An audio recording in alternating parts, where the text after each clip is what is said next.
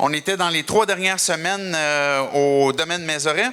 Et puis, évidemment, comme vous constatez, on est de retour ici. Puis pour les prochaines, finalement, même les prochains mois, Dieu voulant, on est de retour ici pour le reste de l'année.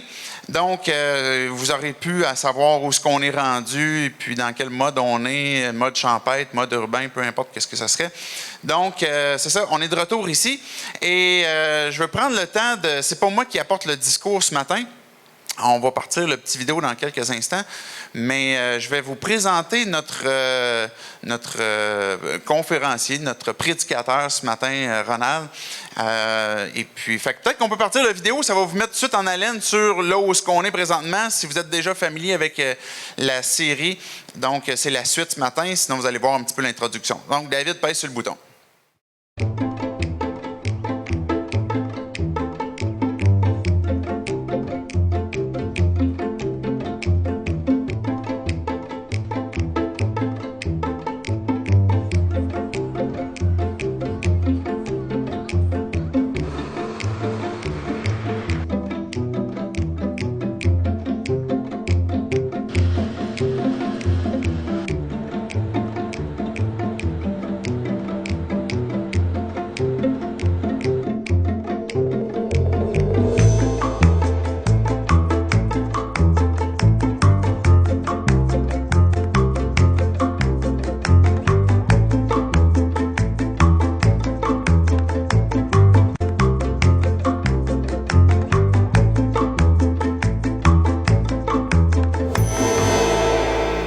Pas dit.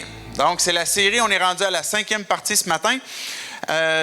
Sans plus tarder, je vous invite à accueillir notre invité, Ronald Jones, si tu veux t'avancer, s'il te plaît. Et vous pouvez l'accueillir, vous pouvez l'applaudir. Ça va tout de suite briser un petit peu la date. C'est bon.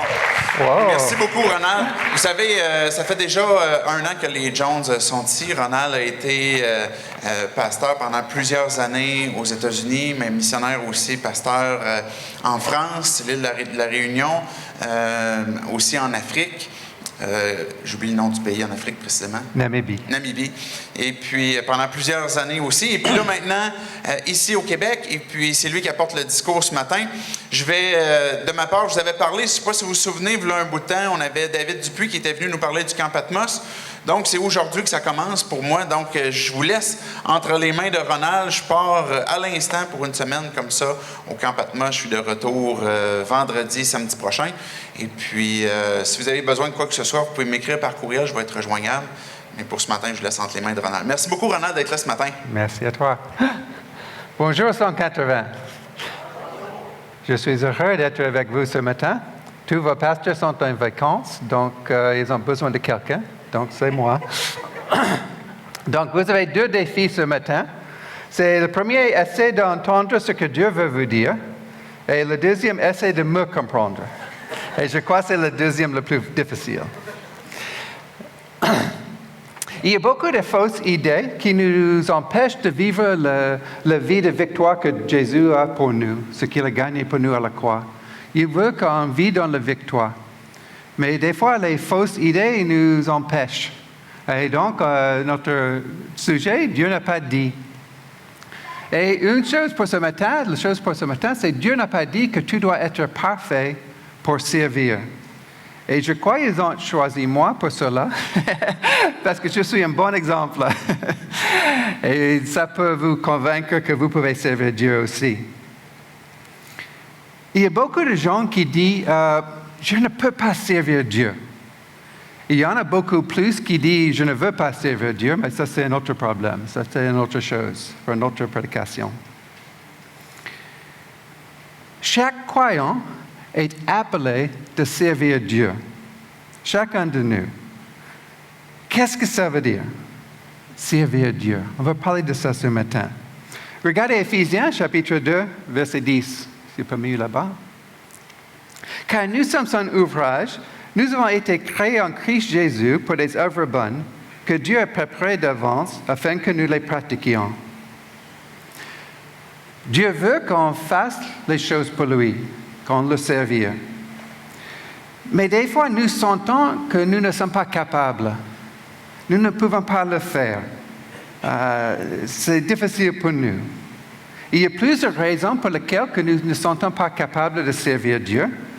Et une de ces raisons est que nous ne sommes pas dignes de servir Dieu. Je ne suis pas digne. Nous disons les choses comme « je suis trop faible ». J'ai des problèmes dans ma vie. Même j'ai des péchés dans ma vie. Je ne suis pas assez bien pour le faire. Il y a les autres mieux que moi. Ou simplement, nous disons, je ne peux pas. Je ne peux pas. Tous les serviteurs de Dieu ont ce type de ressentiment de temps en temps. Dans l'Ancien Testament, il y a un homme qui s'appelle Moïse. Tu peux mettre là. Si Moïse était votre voisin, vous auriez pu dire, cet homme va aller loin. Cet homme va réussir dans la vie. Il va accomplir de grandes choses. C'est un bon homme, là. C'est un bon monsieur. Il a été adopté par la fille de Pharaon. Ça veut dire qu'il est parti de la plus grande famille du pays. Il a eu la meilleure éducation. Il avait de l'argent, de pouvoir, de tout. Mais aussi, il avait l'origine juive. Il a pensé, je veux servir Dieu, je veux aider mon peuple. Et il a essayé par ses propres efforts de faire ça. Mais il a tué un homme. Et il a dû fuir dans le désert et se cacher là-bas pendant des années. Il était complètement désespéré. Il a pensé que sa vie est finie. Il n'a rien qu'il peut faire maintenant. Il a perdu tous ses avantages. Il est devenu un berger. Puis, il rencontre Dieu. C'est vraiment étrange, pas parce qu'il a rencontré Dieu, mais comment il a rencontré Dieu. Moïse était là dans le désert, avec ses moutons. Il regarde les moutons. Peut-être il les compte de temps en temps. 1, 2, 3. Ah, ils ont bougé. 1, 2, 3, 4. Ah, ils ont bougé encore. C'est comme ça il passe ses journées. Peut-être c'est un peu comme votre travail. J'espère pas, mais peut-être. Ce qu'il a fait. Mais un jour, il a vu un feu. Il y a un feu. Ce n'est pas trop étranger, parce que de temps en temps, ça arrive. Il y a le buisson qui commence à brûler à cause de la chaleur, à cause de la foudre, quelque chose. Mais ça commence. Donc, il regardait.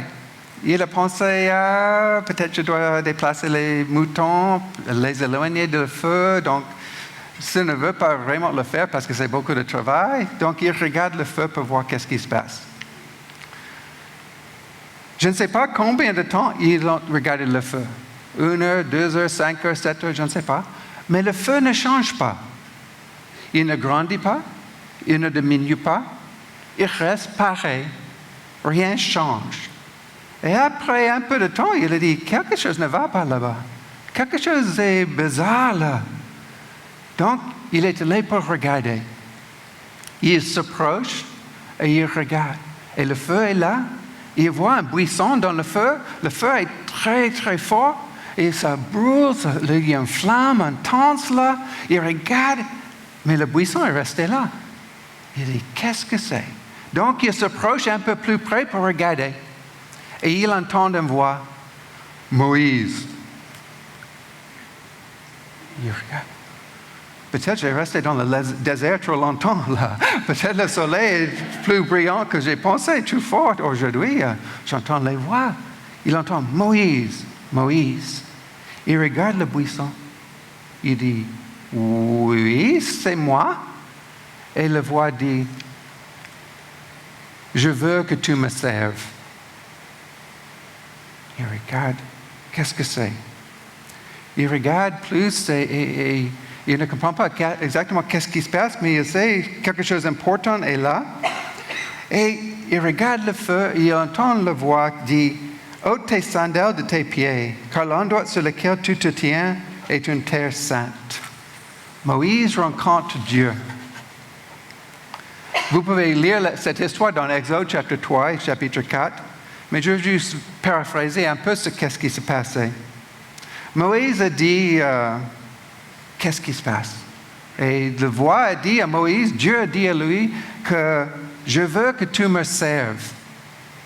Et Moïse dit, qui suis-je? Peut-être qu'il a pensé, j'ai déjà essayé ça n'a pas bien marché, c'est pour ça que je suis dans le désert ici avec les moutons, c'est pour ça que je suis là, je ne peux pas. Mais Dieu dit, je suis avec toi. Donc Moïse, il dit, qui es-tu? Et il dit, je suis celui qui suis. Il est l'Éternel, le Tout-Puissant qui parle avec lui. Et Moïse dit, si je vais là-bas et je le dis que je parle avec Dieu, il ne me croit pas, il n'écoute pas. Et Dieu a répondu, tu fais ce que je te dis et je m'en coupe de leur réponse. Et Dieu lui a donné le pouvoir de faire quelques miracles pour convaincre les gens qu'il a vraiment parlé avec Dieu. Mais Moïse continue ses excuses, mais je ne bien parler. Je ne peux pas bien parler. J'ai du mal à parler. Avec le français, je comprends bien ce problème. Mais il dit, je ne peux pas parler comme ça. Et Dieu répond, j'ai fait ta bouche. Je suis avec ta bouche. Mais Moïse, il dit, envoie quelqu'un d'autre. Pas moi, Dieu, envoie quelqu'un d'autre. Et Dieu est devenu en colère contre lui. Et il a dit, d'accord, je fais ce que tu me dis. Dieu n'a pas dit que tu dois être capable pour servir. Il a dit que tu dois être disponible. Tu peux changer ça? Ah, c'est là, OK. Tu dois être disponible. Tu dois dire, oui, Seigneur, je te sers. Ce qu'il veut dans nos vies. Peut-être que des fois, vous dites, mais je ne sais pas quoi dire. Je ne peux pas bien parler. Ou j'ai peur. Ce type de réponse n'est pas les bonnes raisons qui peuvent vous excuser de servir Dieu. Dieu veut vous aider avec tous vos besoins.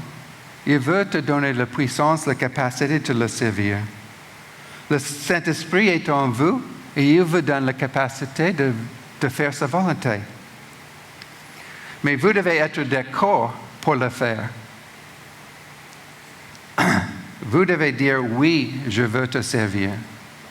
Si tu ne dis pas oui, rien ne s'est passé. Et si tu dis oui, Dieu peut travailler à travers vous. Mais peut-être cela n'était pas votre problème. Peut-être vous savez que Dieu peut vous servir, qu'il peut utiliser toi, qu'il peut travailler à travers vous. Et tu sais ça, mais peut-être il y a un autre problème et vous vous sentez coupable. Non, je ne peux pas servir Dieu. Non, je ne suis pas assez digne pour cela. Vous savez que vous ne vivez pas comme Dieu le veut. Et donc, tu penses, non, je ne peux pas le faire. Ou peut-être même vous avez le péché dans ta vie et tu dis, non, je ne peux pas le faire. Dans le Nouveau Testament, il y a une histoire d'un homme qui s'appelle Pierre. Pierre est un homme fort. Il aimait exprimer sa point de vue sur tous les sujets. Il est toujours le premier. Et il était prêt pour faire tout. Pierre a voulu servir Dieu. Avec tout son cœur, il veut servir Dieu. Il a dit à Jésus qu'il est prêt de mourir avec lui. Mais quand une servante, une jeune fille, lui a demandé s'il était un ami de Jésus, il a dit, je ne le connais pas. Il a nié sa relation avec Jésus. Je ne le connais pas. 3 fois, il a nié sa relation avec Jésus. En disant, non, pas moi. C'est quelqu'un d'autre. Il a trahi son meilleur ami, son héros, son maître, son Dieu. Il a nié sa relation. Jésus l'avait averti que ça allait arriver. Mais Pierre, il n'a pas écouté parce qu'il pensait qu'il est assez fort pour surmonter les tentations, toutes les choses qui peuvent arriver dans sa vie. Quand il a su ce qu'il a fait, il a pleuré. Il était tellement triste. Il a pensé, comment j'ai pu faire ça? Aïe, aïe, aïe, je suis plus fort que ça, je suis mieux que ça. Tous ses plans, ses espérances, ses rêves sont détruits. Il a pensé, Jésus ne veut plus de moi. Et plus tard, il a dit à ses amis, je vais à la pêche. Avant de commencer de suivre Jésus, Pierre était pêcheur. C'était son métier. Il pensait qu'il n'était pas digne de servir Dieu. Je suis trop nul. Je ne suis pas capable. Je ne fais jamais les bonnes choses. Tout ce que je peux faire, c'est la pêche. Et ses amis sont allés avec lui. Mais Jésus est venu chercher Pierre. On peut lire cette histoire dans Jean chapitre 21. Jésus a demandé à Pierre, quand il a parlé avec Pierre, il a dit, m'aimes-tu plus que ceci? Ce n'est pas clair de quoi Jésus a parlé quand il a dit ceci. Est-ce que tu m'aimes plus que ceci? Est-ce qu'il a parlé de la pêche, son travail? Est-ce qu'il a parlé de les gens-là, ses amis qui sont avec lui? Est-ce que tu m'aimes plus que les autres? Ou est-ce qu'il veut dire les deux choses en même temps? Est-ce que tu m'aimes plus que tout? Juste plus que toutes les choses, tous les gens, plus que tout. Peut-être c'est les deux, je ne sais pas. Si Jésus a parlé de son travail, est-ce que tu m'aimes plus que les choses dans la vie? Il est en train peut-être de dire, Pierre, qu'est-ce que tu fais ici? Est-ce que tu veux être un pécheur? Est-ce que tu veux me suivre et me servir? Si Jésus parlait des gens et de ses amis, et c'est comme il parle de son problème d'orgueil. Est-ce que tu m'aimes plus que les autres? Est-ce que tu penses toujours que tu m'aimes plus que les autres m'aiment? Il demande ces choses. Mais de quel sens Jésus a demandé cette question? Pierre a répondu. Peut-être il a ressenti les deux choses en même temps, mais il a dit, Seigneur, tu sais que je t'aime. Et Jésus a demandé une deuxième fois, est-ce que tu m'aimes? Et Pierre a dit, oui, Seigneur, tu sais que je t'aime. Et il a demandé la troisième fois, est-ce que tu m'aimes? Et Pierre était attristé parce qu'il a demandé la troisième fois. 3 fois, il a nié sa relation avec Jésus et 3 fois, il a dû répondre, Seigneur, tu sais que je t'aime. Et chaque fois que Jésus a demandé ça, Pierre a dit, oui, je t'aime. Jésus a dit, prends soin de mes brebis, de mes agneaux, de mes moutons. C'est-à-dire, sers-moi. Ce qu'il demande à Pierre de le faire. Sers-moi. Et c'est ce qu'il nous demande aussi. Qu'est-ce que vous avez fait qui est pire que ce que Pierre a fait? Est-ce qu'il y a quelque chose? Dis-moi. Tu veux dire? Je n'entends pas. Non, tu ne veux pas dire. Mais peut-être tu as pensé quelque chose. Oui, mais dans ma vie, tu ne sais pas ce que j'ai fait. Qu'est-ce que tu as fait pire que David, que Moïse, que Jacob, que Rahab, que Salomon, que Samson, que Paul, n'importe qui dans la Bible? Qu'est-ce que tu as fait pire que eux? Peut-être que vous ne connaissez pas ces histoires. Ces gens sont des menteurs, les adultères, les prostituées, les meurtriers, les traîtres. Qu'est-ce que vous faites qui est pire que cela? Dieu peut vous pardonner, juste comme il les a pardonnés, juste comme il m'a pardonné. Il peut te pardonner de tout. 1 Jean, chapitre 1, verset 9. Si nous confessons nos péchés, il est fidèle et juste pour nous pardonner nos péchés et nous purifier de toute injustice. Il est fidèle. Il est juste. Si tu demandes son pardon, il va te pardonner. Mais qu'est-ce que c'est le pardon? Qu'est-ce que ça veut dire être pardonné? Dieu nous a créés pour vivre en relation avec lui. Mais nous sommes séparés de Dieu à cause de notre rébellion. Nous avons rebellé contre Dieu. C'est-à-dire que nous ne faisons pas ce que Dieu dit. Nous voulons faire notre propre volonté et pas faire la volonté de Dieu. Mais Dieu veut une relation avec nous quand même. Il veut cette relation. Nous sommes coupables. Nous devons être punis pour notre rébellion contre Dieu. Il faut payer pour notre rébellion. Puis Dieu a décidé de donner son Fils, Jésus, pour prendre notre place et pour payer pour notre rébellion, pour notre péché. Pour que nous puissions être pardonnés. Jésus a pris notre punition et comme ça nous pouvons être pardonnés. Nous devons croire que Jésus est mort pour nous et qu'il est ressuscité. C'est tout. Juste croire en Jésus. Croire qu'il a pris notre place sur la croix. Il est mort pour nous et payé pour notre rébellion. Et si vous croyez, Dieu vous donnera la vie éternelle. Il a promis ça. Il nous donne la vie éternelle si nous demandons sa pardon. Quand vous entrez en relation avec Dieu, tu entres en relation avec Dieu et tu continues de commettre des péchés. Tu continues de faire des rébellions contre Dieu. Qu'est-ce qui se passe? Mais j'ai demandé sa pardon, je suis en relation avec lui, mais ça arrive, je ne sais pas, souvent, j'espère pas souvent, mais souvent on ne fait pas ce qu'il veut.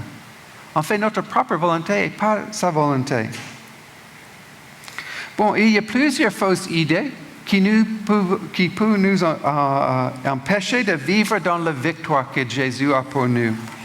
Un parmi eux dit que Dieu m'a sauvé de mes péchés que j'ai déjà commis et maintenant je dois m'arrêter de faire le péché par mes propres moyens.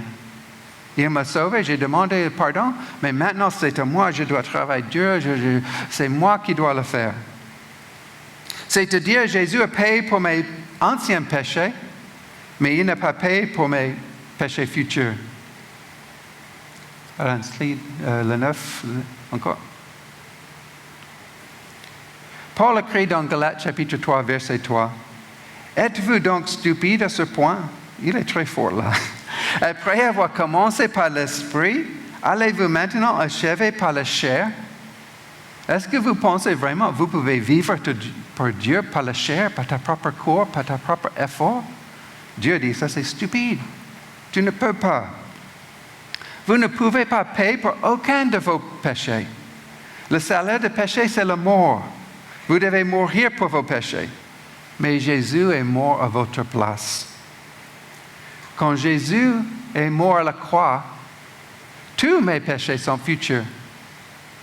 Et il est mort pour tous mes péchés. Il est mort pour moi. Nous ne pouvons pas vaincre le péché par notre propre effort. Nous devons vivre par l'Esprit et suivre l'Esprit. Et l'Esprit nous donnera la victoire dans notre vie. Donc, il a payé pour tous nos péchés. Une deuxième fausse idée dit que mes péchés ne sont pas graves. Il y a beaucoup de monde qui veut penser ça. Ce n'est pas important ce que je fais. Ce n'est pas grave. Dieu va me pardonner. Ce n'est pas important ce que je fais. Ce que je fais n'a aucune importance pour Dieu. Je peux vivre dans la débauche et Dieu s'en fiche. Ce n'est pas important du tout. Paul écrit dans Romains chapitre 6, verset 15. Quoi donc? Pécherions-nous parce que nous ne sommes pas sous la loi, mais sous la grâce? Jamais de la vie. Jamais de la vie. Nos péchés sont graves. Tous nos péchés sont graves. Nos péchés ont cloué Jésus à la croix. Nos péchés ont mis la couronne des épines sur sa tête. Nos péchés ont fouetté son dos. Et nos péchés l'ont tué. Tous nos péchés sont graves. Nous devons combattre le péché avec toute notre force, mais ce n'est pas notre force qui va vaincre le péché dans notre vie. C'est la foi et c'est l'Esprit de Dieu en nous qui nous donne la victoire. Il y a un combat en nous, une guerre en nous. Il y a deux natures. Nous avons une vieille nature et nous avons la nature nouvelle. Et ces deux sont contre l'un l'autre. Regardez dans Galates chapitre 5, verset 17. Car la chair a des désirs contraires à l'esprit, et l'esprit en a des contraires à la chair.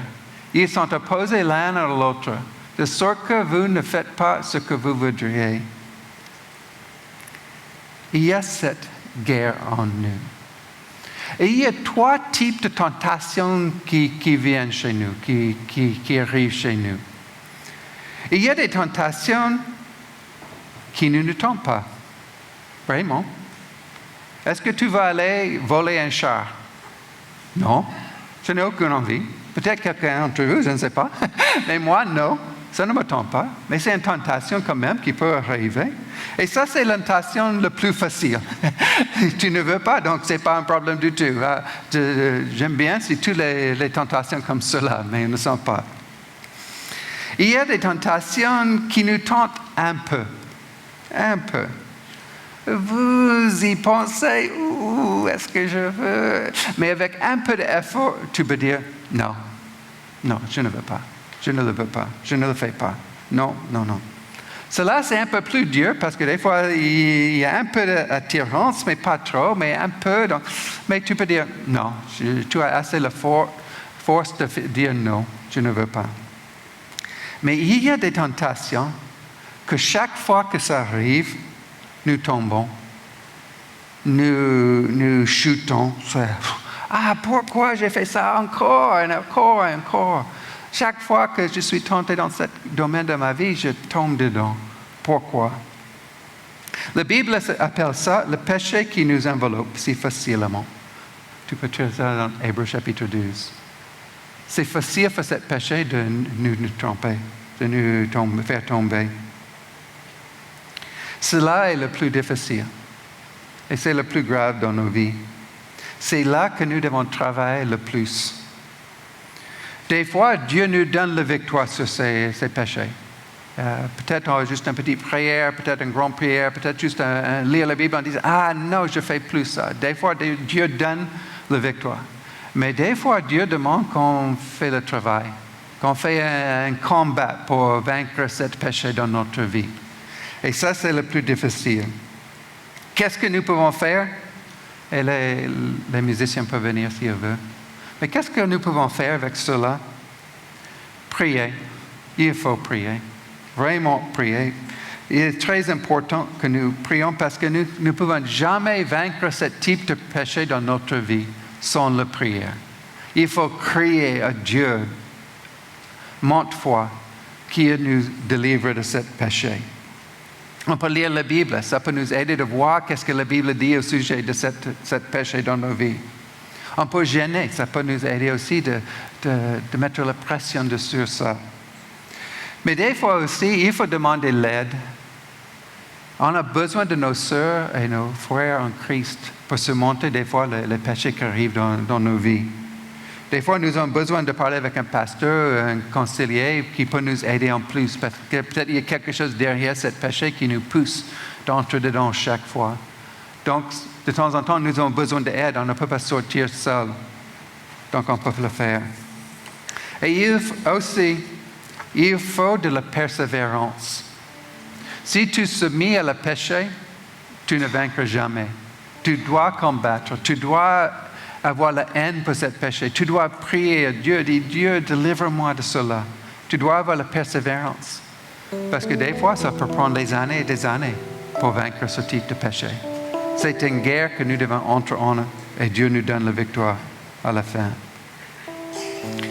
Paul a dit dans 1 Timothée, chapitre 1, verset 15, c'est une parole certaine et digne d'être entièrement reçue, que le Christ Jésus est venu dans le monde pour sauver les pécheurs. Donc je suis, moi, le premier. Paul a dit, moi, je suis le premier. Donc je suis le deuxième. Et vous êtes le troisième, quatrième. Mais nous sommes tous les pécheurs. Nous avons besoin de la grâce de Dieu. Nous avons besoin d'être pardonnés. Dieu n'a pas dit que tu dois être parfait pour servir. Dieu a dit que tu dois être pardonné de servir. Vous devez être pardonné.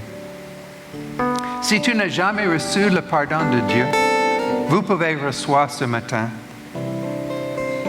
Simplement dis à Dieu, pardonne-moi. Je ne peux pas changer ma vie sans toi. J'ai besoin de toi, Seigneur. Entre dans ma vie, aide-moi. Et il est là. Il va venir et il va vous aider si vous le demandez. Jésus peut faire un miracle dans votre vie si tu le veux, si tu demandes à Jésus son aide. Si tu es son enfant, Jésus dit, sers-moi, vis pour moi, utilise ta vie pour moi. Comment est-ce que tu vas répondre à cela? Jésus a fait tout pour toi. Il est mort à la croix pour toi. Qu'est-ce que tu vas faire pour lui? Qu'est-ce que tu vas dire? Si tu ne sens pas capable, il peut te donner la capacité de le servir. Il le fait. Si tu te sens loin de Dieu, égaré de le chemin, il peut te ramener, il peut te restaurer si tu viens à lui. Et si tu sens coupable, il peut te laver. Il est fidèle, il est juste si tu le demandes. Dieu n'a pas dit que tu dois être parfait pour servir. Il a dit que tu dois être disponible. L'es-tu? Prions. Merci Seigneur pour ta parole. Merci que nous pouvons te servir. Que tu nous demandes de servir. Aide-nous de vivre pour toi chaque jour. Pardonne-nous nos péchés, Seigneur. Nous savons que chacun de nos péchés sont mauvais dans ta vision, de ce que tu vois. Mais tu nous aimes quand même. Sois avec nous, Seigneur. Sois glorifié dans notre vie. Au nom de Jésus. Amen.